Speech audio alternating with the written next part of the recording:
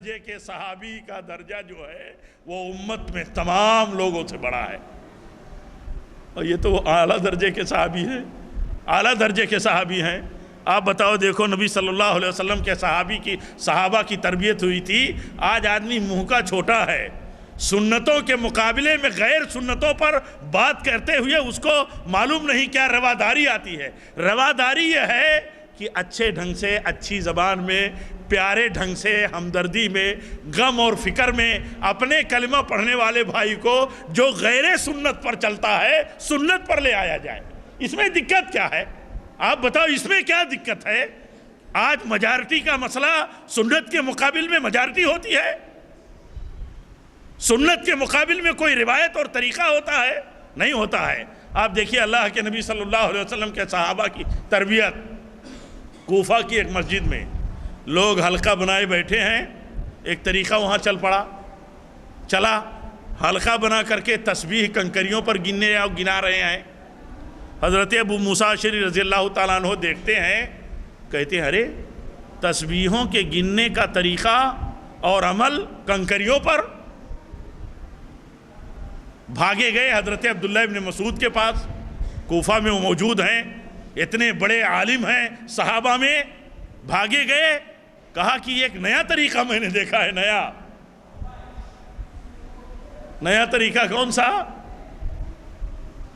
جو سنت کے خلاف تھا۔ کیا دیکھا؟ کہا لوگ تسبیح گنا رہے ہیں، تسبیح پڑھوا رہے ہیں کنکریوں پر۔ تو حضرت عبداللہ ابن مسعود عبد الرحمن کہتے ہیں منع نہیں کیے۔ دیکھیے فوراً کہتے ہیں منع نہیں کیے۔ آج دعوت کی راہ میں سب سے بڑا گناہ کیا ہے؟ کسی بدعت اور سنت کے خلاف بات سے روکنا۔ آدمی کے لیے کیا ہے سب سے بڑی مشکل؟ داعی ہو جائے لیکن سنت کے خلاف جو طریقہ چلتا ہو وہ نہ لائے زبان پر۔ کیوں؟ پھر وہ داعی نہیں ہو سکتا۔ داعی کس بات کا داعی؟ علماء عقیدہ کہتے ہیں سنت ہی اسلام ہے۔ یقیناً نبی کی سنت ہی تو اسلام ہے، اور سنت سے ہٹ کر کے جو ہے وہ اسلام نہیں ہے۔ ٹھیک ہے آدمی غلط فہمی میں مبتلا ہے، علم کم ہے، اللہ جانتا ہے ان کی نیتوں کو، لیکن سنت جب ہم جانتے ہیں تو اپنے بھائی کو سنت کے خلاف عمل کر رہا ہے، سنت بتانے میں دقت کیا ہے؟ اگر بتانے ہی میں جان اور مال کا خطرہ ہے تو چپ رہو، لیکن جان مال کا خطرہ نہیں ہے تو بتانے میں دقت کیا ہے؟ دیکھیے وہ کہتے ہیں روکا تم نے نہیں یہ طریقہ؟ تو کہا نہیں روکا، میں سوچا آپ یہاں موجود ہیں، آپ چل کر کے روکے۔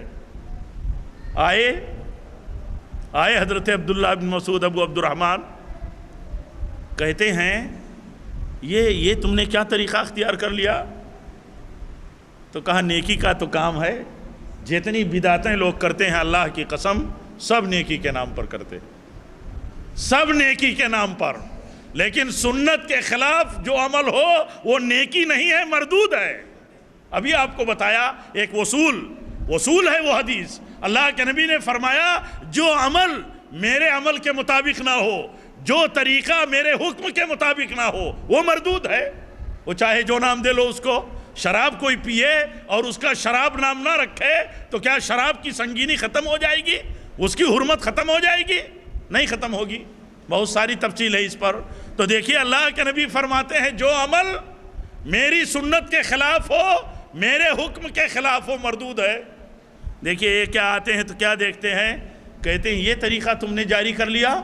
کہا نیکی کا تو ہی کام ہے، بھلائی ہی کا تو کام ہے۔ تو کہا ابھی صحابہ موجود ہیں نبی صلی اللہ علیہ وسلم کے، ابھی آپ کے برتن موجود ہیں، ابھی آپ کے کپڑے موجود ہیں، اتنے جلدی تم نے بدعتیں شروع کر دی، اتنے جلدی نئی باتیں نکالنی شروع کر دی۔ آپ اگر کہہ دو گے اور کوئی میجارٹی والا طبقہ سنے گا اور آپ کی بات سنتا ہے تو آپ سب سے گندے ہو جائیں گے، آپ سب سے برے ہو جائیں گے۔ کیوں برے ہو جائیں گے؟ اس لیے کہ یہ اللہ کے نظام کی دعوت کی یہ سنت ہے۔ دعوت میں جو حق پیش کرے گا اس کو برا سمجھا جائے گا۔ سنت پیش کرنا کوئی برا کام ہے؟ کسی بھائی کو اگر کہہ دو کہ بھائی آپ جو ہے تسبیح کی لڑیوں پر سبحان اللہ الحمدللہ اللہ اکبر تسبیح کے دانوں پر گننے کے بجائے، کنکریوں پر گننے کے بجائے انگلیوں کے پوروں پر گنیں۔ یہ پیارے نبی کی سنت ہے، یہ پیارے نبی کی ترغیب ہے، ترغیب بھی دلایا۔ آپ نے فرمایا انگلیوں کے پوروں پر تم گنو تسبیحات، یہ قیامت کے دن گواہی دیں گے، بولیں گی۔ آپ بتاؤ یہ بولنا کسی اپنے بھائی کو ہمدردی میں کیا ہے؟ فتنہ ہے، کیا ہے؟ اہل حدیث اگر یہ بات کہے گا تو اہل حدیث دنیا کا فتنہ پیدا کرنے والا آدمی ہے۔ کیوں فتنہ پیدا کرنے والا آدمی ہے؟ وہ اس لیے کہ وہ کہتا ہے یہ غیر سنت ہے اور یہ سنت ہے، سنت بتانا یہ فتنہ ہو گیا۔ اور اللہ کے نبی کیا فرماتے تھے اپنے صحابہ سے؟ کہیں اگر انہوں نے اجتہاد کیا، اجتہاد پر غلطی ہوتی ہے جب اجتہادی، تو اللہ ثواب دیتا ہے، نیت اچھی ہوتی ہے، لیکن سنت کے مقابل میں اجتہاد نہیں ہوتا۔ سنت ثابت ہو جائے، اجتہاد غائب۔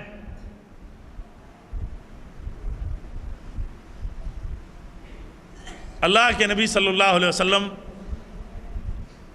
نے سنا کچھ صحابہ کے بارے میں کہ کوئی کہتا ہے کہ میں روزہ رکھوں گا، کوئی کہتا ہے میں نکاح نہیں کروں گا، کوئی کچھ کہتا ہے۔ آپ نے بلوایا، بہت سخت غصے میں ہوئے۔ کسی نے کہا میں پوری رات نماز پڑھوں گا۔ کیا پوری رات نماز پڑھنا نیکی نہیں ہے؟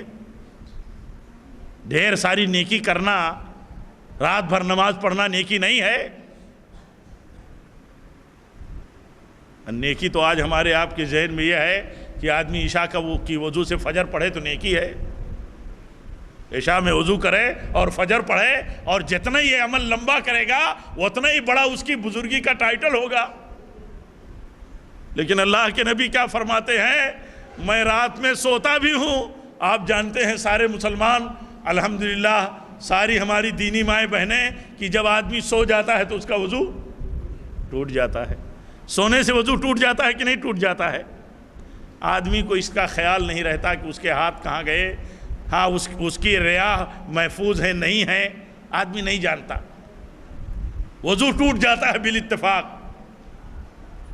اللہ کے نبی فرماتے ہیں میں رات میں جاگتا بھی ہوں، سوتا بھی ہوں، آنکھوں کا بھی حق ہے ہمارے اوپر، بیویوں کا بھی حق ہے ہمارے اوپر۔ میرے طریقے کے خلاف جو چلے گا فمن رغب عن سنتی فلیس منی، میرے راستے سے جو ہٹ جائے گا وہ مجھ سے نہیں ہے۔ میری یہ سنت ہے۔ اور بزرگوں کی سنت کیا ہے؟ بزرگوں کی سنت کیا ہے؟ بزرگوں کی سنت یہ ہے کہ عشاء کے وضو سے فجر پڑھیں، 1 سال نہیں 40 سال چاہے پڑھیں، وہ ان کی بزرگی کا سرٹیفکیٹ ہے اور دلیل ہے۔ نہیں میرے بھائی، یہ بات اس لیے نہیں کی جاتی ہے، یہ بات دکھ سے کی جاتی ہے کہ جس کو پیارے نبی صلی اللہ علیہ وسلم نے غیر سنت کہا ہو، اور کہا ہو یہ غیر کا راستہ ہے، میرا راستہ نہیں ہے کہ آدمی راتوں رات عبادت کرے۔ آپ نے اپنے صحابہ کو ڈانٹا اور تنبیہ کیا۔ حدیث میں آتا ہے اتنا غصہ آپ کبھی نہیں ہوئے تھے، اور آدمی آج اسے بزرگی کرے۔ یہ اختلافات انہی بنیادوں پر ہیں۔ اور ہمیں اور آپ کو کیا پابند کیا گیا ہے؟ ہمیں اور آپ کو پابند کیا گیا ہے اتبعوا ما انزل الیکم من ربکم ولا تتبعوا من دونہ اولیاء، دوسرے بزرگوں کے دوسرے طریقوں پہ تم چلنے والے مت بنو، تم چلو اس طریقے پر جو اللہ نے وحی کے ذریعے اتارا ہے۔ اور ابھی آپ کو بتایا حوالہ، وحی کیسے اترتی تھی۔ وہی جو ہے نبی کی سنت طے کرتی تھی، وہی اترتی تھی نماز کی حالت میں بھی۔ اگر جوتا نکالنے کی ضرورت ہے تو اللہ تعالیٰ وہی بھیجتا تھا، وہی بھیجتا تھا۔ تو وہی سے سنت قائم ہوئی ہے پیارے نبی کی۔ اب بتاؤ دوسروں کی سنت کہاں سے قائم ہوئی ہے؟ اگر صحابہ اجتہاد میں خطا کر سکتے تھے، ان سے خطا ہو سکتی تھی، کہیں بھی عالم حاکم سے خطا ہوتی ہے تو کسی بھی امام اور عالم سے خطا ہوئی، اس کو ماننے میں آدمی کی بزرگی کہاں جاتی ہے؟ اس لیے میرے بھائیو، اللہ تعالیٰ کے اس حکم کو یاد رکھو، اور یہ بھی یاد رکھو کہ سارے لوگ ماننے والے نہیں ہیں۔ اللہ تعالیٰ خود فرماتا ہے اتبعوا ما انزل الیکم من ربکم، تم فالو کرو اس قانون کو، اس حکم کو، اس عقیدہ کو، اس طریقہ کو جو اللہ تعالیٰ نے تمہارے لیے نازل کیا ہے۔ ولا تتبعوا من دونہ اولیاء، اس کے علاوہ دوسرے ولی بزرگوں پیروں فقیروں کے طریقے پر مت چلو۔ قلیلا ما تذکرون، آگے کیا اللہ تعالیٰ نے فرمایا؟ قلیلا ما تذکرون، اس کے باوجود تم کم نصیحت حاصل کرتے ہو۔ اچھا بتاؤ، کم لوگ نصیحت حاصل کر رہے ہیں کہ نہیں کر رہے؟ بلائے عام ہے کہ آدمی دوسرے طریقوں کو لے کر کے پوری امت کو کنفیوز کر رکھا ہے، اور آدمی نصیحت نہیں حاصل کرتا۔ لیکن نصیحت حاصل کرنے والوں کو اللہ کیا فرماتا ہے؟ اللہ تعالیٰ ہم کو آپ کو توفیق دے، ساری امت کو توفیق دے۔ اللہ تعالیٰ کیا فرماتا ہے؟ اتبعوا ما انزل الیکم من ربکم، تمہارے رب کی جانب سے جو اترا ہے تم اسی کا فالو کرو۔ اب ہر مسلمان کی ذمہ داری نہیں بنتی ہے کہ جو عمل کرتا ہے دیکھے اللہ کی طرف سے اترا ہے کہ نہیں، سنت میں موجود ہے کہ نہیں، اسے ڈھونڈنا چاہیے، تلاش کرنا چاہیے۔ کیوں؟ سنت کے خلاف جو عمل ہے وہ قابل قبول نہیں ہے اللہ تعالیٰ کے ہاں۔ اللہ تعالیٰ سے دعا کرتا ہوں کہ اللہ تعالیٰ ہم سب کو وصولی مسلمان بنائے۔ اللہ تعالیٰ ہم تمام مسلمانوں کو سچا، پکا اور خالص مسلمان بنائے۔